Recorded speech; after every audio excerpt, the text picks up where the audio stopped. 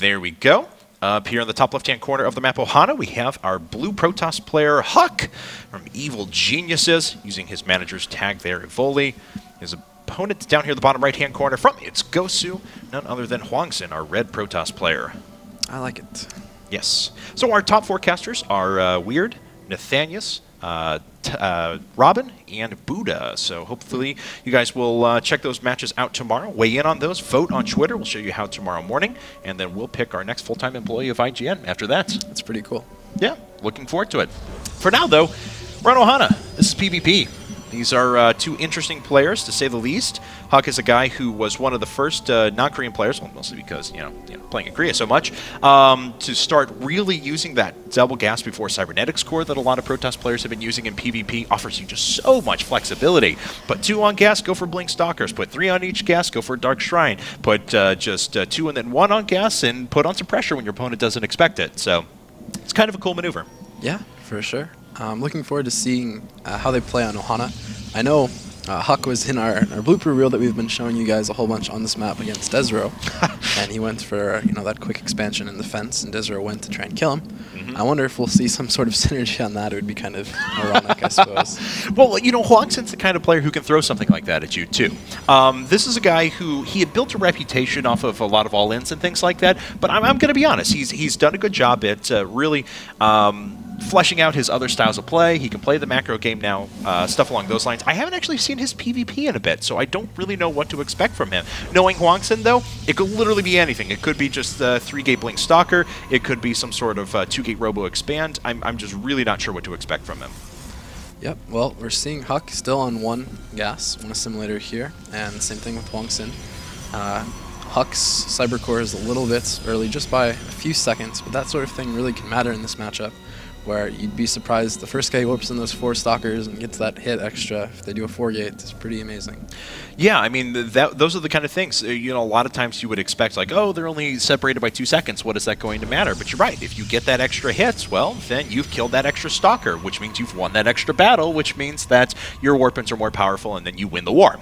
Yep, mirror matchups, especially PvP, are very small things turn the tides of entire games.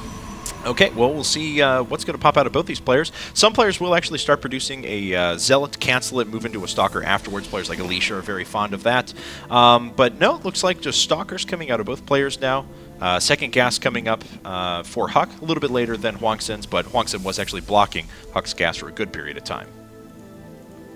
Very interesting so far. Pretty mirror matchup-y like. Nothing too crazy other than, you know, Huck seems to be up 1 probe if you look at units. Let's see that. There you go. Yeah, Huck's up 1 probe, which, again, may not seem like much, but that's a lot of minerals. That's going to be an extra unit or an extra something. And Hwangsin is up on gas, so as I said, maybe there'll be an extra sentry or something like that for Hwangsin if he decides to do that.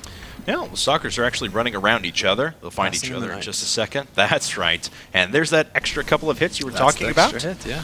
Huck gets it, and the Zealot actually for Hwangsin is pretty low, but now these Stalkers are pretty quick. They're a little bit faster than the Zealots, of course, so they should be able to catch up a bit quicker. And Hwangsin is actually in danger of losing his first Zealot, but then he reinforces with a couple of Stalkers and does a nice job of driving it away, but not before Huck does manage to kill the that first Zealot.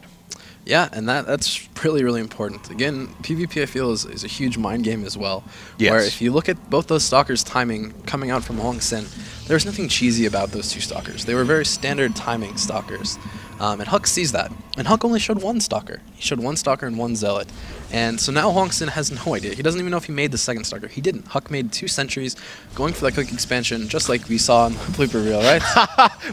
This is actually a repeat. We're going to see Blink Stalkers with Robo play against, well, I guess that was actually just 4-gate Blink Stalker. This is a little bit different. We can pretend. Same thing, guys. Same thing. It is going to be Blink Stalkers versus a 1-gate expand, though, and that's the important part. Pretty cool. All right. Well, looks like a total of 3-gate Robo for both players. Of course, Huck is coming a little bit later. He decided to invest into his Nexus. That's why he's got those sentries up in the front. He wants to be able to defend as long as possible. Now, the difference from what we saw in the blooper reel, of course, is that we do have a robotics facility, which means that they're not going to have to worry, or Hwangsin's not going to have to worry about just vision up at the top of the ramp. He'll just float an observer up there. Very true. Now, I think the key thing here is going to be all around the Immortals that Huck can produce. And if they can be really well positioned, and there's really nothing else that'll affect this, I think, as much as that, where If Huck can hold off whatever timing attack Hwangsin's trying to do, and it looks very, very likely he will. 4 sentries maybe won't help that much, though.